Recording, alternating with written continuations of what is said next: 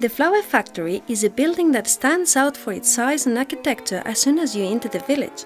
According to the architect's catalogue of the 20th century known as Arc 20, the architect Enrique Simonet projected in 1942 this mill of Valdemorillo. The existence of flour mills on the margins of Valencia's river in Valdemorillo's term has been documented since 1302. Although the building is relatively recent, there has always been a mill dedicated to flour in this place. Firstly, with traction in blood, that is to say, moved by animals. At the end of the 19th century, a flour factory was installed in the village, which ended with activity of these old mills. This former factory was known as Sociedad Electroharinera in Valdemorillo, owned by Mr. Severiano Suja, who developed the activity distribution of power supply and flour factory for Navalagamella, Valdemorillo and Colmenar del Arroyo villages. The installation of electricity in the building to ease the work at the plant and then got extended to the public streetlight in the nearby villages.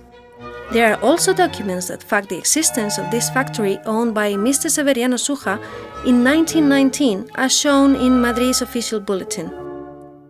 During the Civil War, the factory was bombed and destroyed due to its logistical interest. When the Civil War finished, Mr. José Azañedo installed the undamaged machinery in an Valencia's river mill. When Mr. Severiano Suja died, Mr. José Azañedo Rodríguez, married to Sara Suja, Severiano's daughter, took over the family business and got in charge of the new factory's construction, ordered to the architect and Mr. Enrique Simonet. Quite a unique building, not only for its appearance and construction quality, but also for the machinery installed in it. This machinery was imported from Switzerland to Sociedad Aveiro, giving as a final result an emblematic building with the latest and most innovative technology of its time.